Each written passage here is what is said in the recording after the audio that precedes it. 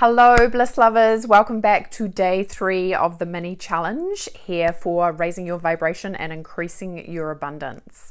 So welcome folks to this day. So I'd love to hear from you guys in regards to how you're finding the challenge so far. Have you had some light bulb moments? Have you had some, oh my goodness, I really need to up my game in regards to the quality of my thoughts perhaps, or maybe just being nicer to yourself, right? The quality of your thoughts often relates back to your self-talk and being in a meanie. So what does it take to start learning how we can change that slightly? That's the number one foundation, right? Changing the way we think, which will change the results that we get, which will change our life. On day 2, we talked about limiting beliefs, right? And how we can start being the observer of our thought process. And then we can start identifying the limiting beliefs that we have and starting to change them. Now, today, I want to talk about your superpower, right? My favorite topic, which is your intuition and how your intuition can help you to move into those higher states of energetic frequency. Your intuition, really, if you look at the word intuition, it is your inner guidance. So I really want you to take this away from today's mini challenge. 80% of your reality is created by what is happening to you internally. 80%, right? 20% is the action that you go out and do. So I want you to hold this kind of scenario in your mind. If you are taking action from a place of love and joy and inspiration, it's going to feel good and you're probably going to get some great results, right? Taking action from that place. If you are taking action from a place of fear or doubt or panic, then that's probably going to be showing up in your results. And this is often what can happen. This is the paradigm that people can often get stuck in when it comes to manifesting. They're coming from a place of fear, and then of course they have things that show up that convince them that fear is what is being shown to them. So it it becomes contagious. So what do we do to start shifting from fear into love? And really, guys, they are just the same, the opposite ends of the same spectrum. There is fear and there is love. So our journey is to move from fear and into love. And that is the intuitive journey. There are so many benefits to developing your intuition, but namely that is it in a nutshell. How to move out of fear and into love. So how do we start doing that? One of the number one ways is to start bringing your attention out of your head and into your body. Now, why do we want to do this? Because, like I said in yesterday's video, we want to get really good at being in our body. Now, what's the one thing to do there, right? You can see where I'm going with this, right? We're moving out of our head. Where do we want to go? We want to go into our heart space. Why? Because your heart space is your power center for your intuition, which is why I ask on Tuesdays to tune into your heart and listen to the wisdom that your heart has. Intuition is communing with love frequency. Intuition is communing with the divine. Intuition is your superpower to connect you to frequencies of energy that are going to shift and change things in ways that are unknowable to your rational mind. Right? It is really allowing the universe to move through you. Now, one thing I know for sure is that most people are afraid of their own power. Right? Most people are afraid of the power of love moving through them. So again, our journey to move from fear into those love frequencies. And I'm not talking about love that is generated from your mind, right? Like I love ice cream, or I love going to the movies, or even I love the cat sometimes, right? I'm talking about really feeling it in your body, feeling it in your heart space, allowing yourself to feel. So again, one of the next steps in regards to moving into that intuitive space is being a good feeler. Now I get it. One of the number one things that people resist often in the work that we do together is me allowing them or showing them, helping them step into feeling their feelings, especially if it has been painful. Like if they have had an experience in the past that has been painful, people often want to check out. They want to be numb because there's part of them that is going, that was way too painful. If I feel like that again, I feel like I could die. So I'm just going to turn my feelings off. Now, this is the thing about feelings. When you block your pain, you block your joy.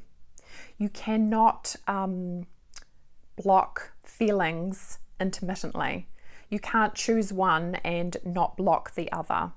So this is one of the hardest things is to identify that what does it take for me to be the person who's willing to feel.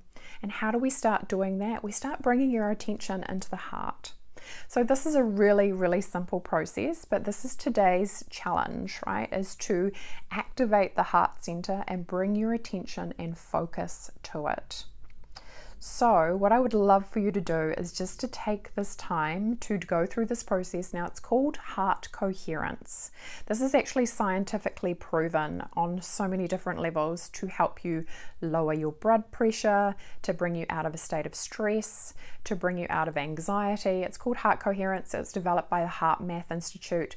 The electromagnetic field around the heart is 60 times more powerful than that of the mind. Right, because of course your heart is a muscle, so it's actually creating an electrical impulse, right, which radiates out.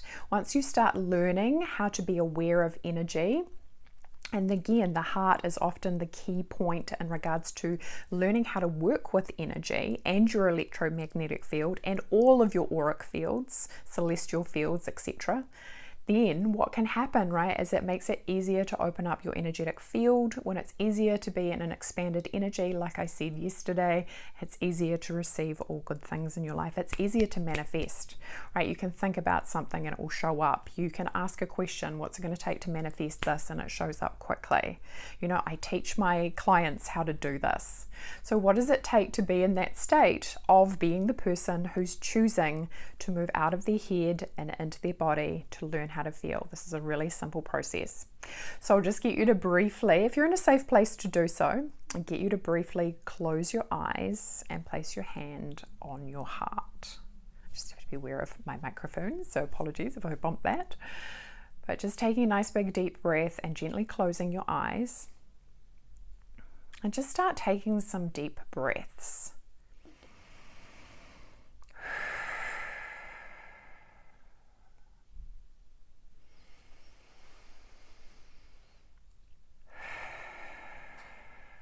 And all you need to do is just start bringing your attention into your heart space. Maybe you can feel your heartbeat under your hand.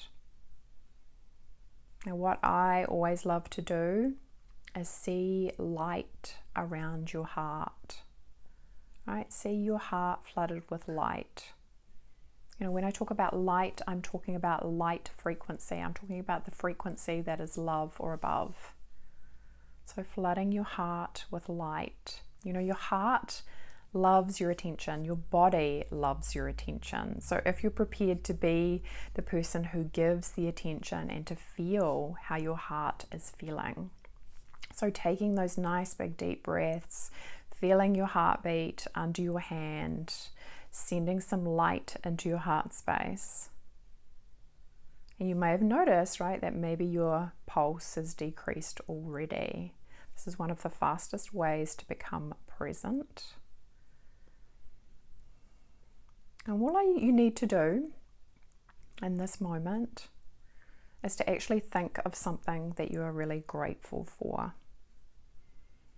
So maybe you had an experience over the weekend, maybe you went for a walk outside, maybe something occurred, maybe it was a smile from a stranger, maybe it was an act of kindness from a friend or a loved one, maybe it was playing with the cat or the dog, something that you are grateful for.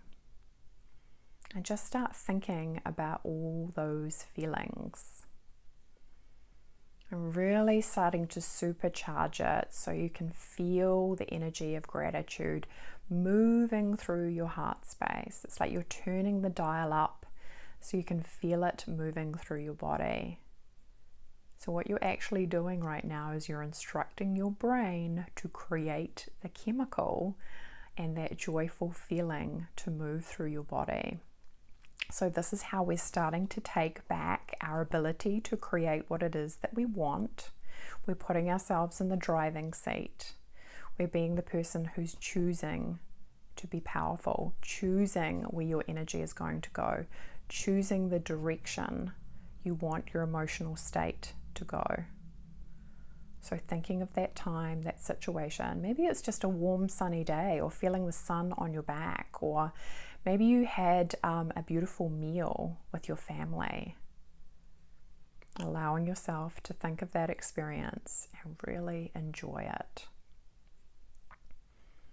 Feel the feelings that you felt in your body as you're experiencing it.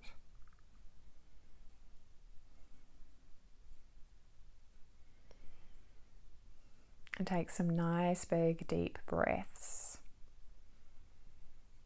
You might want to bring your hand down now if you haven't already, and just gently opening your eyes. Now this is, again, it's called heart coherence. It's a really simple exercise, but I already know that you feel different than when you first started it, because that is the point of the heart coherent exercise. Right? If you found it difficult to think of something that you are grateful for, then maybe again there's some limiting beliefs there that are standing in the way. Or maybe there was a thought that kept bubbling to the surface. Right? That can often be an indication, right? And again, this isn't about avoiding your feelings. It isn't about going, okay, this horrible situation happened to me and I just need to get over it, right? This is about discernment. Right? So discernment means that perhaps my body needs to cry, needs to grieve, and I need to go do that, right? And if that is necessary, that you honor yourself and go do that. But other times, maybe you can identify that you are just stuck in a limiting belief, and then you can go and shift it, right? So this is discernment. Discernment means knowing the difference. Right? And that is why we want to develop our intuition, because we want to be able to identify the difference. So often what will happen is if I have, an emotion that comes up that feels contracted. What I mean by contracted is it feels heavy. It feels like what I would call a negative emotion, but often negative and positive emotions can have such a bad rap on them, right? Don't love to use that language. But traditionally speaking, a negative emotion, I will ask myself questions around it. So I will do that as an intuitive process to identify where it's come from, and then I can often shift it. Or maybe there's an energy present that's just looking to be felt. And if that's the case, learning how to actually turn it up rather than turn it off, because I see this all the time. Often what will happen is a person will be experiencing an intense emotion, or something will happen and they will turn the energy down, right? So instead of feeling it at 100%, they're only feeling it at like 50-60%. And then they're wondering why they haven't been able to get over it. So it is a skill set to learn how to feel your emotions. And again, it takes courage, right? But again, if you can learn how to do this, what will happen, right? Once upon a time in my life, I would get triggered by something. I'd get upset by something, and it might take me weeks or months or sometimes even years to get over it. You know why? Because the emotion was stuck in my body. Now I can get triggered, and worst case scenario, it can take an hour, right? If it's taking longer than that, I'm starting to go, okay, what's going on here, right? And again, I've got tools that I can use to help me shift through the energy. This is the glorious blissfulness of intuition, right? Is to learn those skills, to do it as an intuitive process to allow the energy to move through. So again, are you prepared to be the person who's going to love themselves and honor themselves enough to even ask themselves these questions, right? To start opening up the energy, to start being aware that you have a choice in regards to how you feel, right? And to be the person who's choosing to embody that. I would love to hear your thoughts and feelings in regards to how you found that heart coherence exercise. Please post them below, and I'll look forward to checking in again with you guys tomorrow. Many blessings. Bye for now.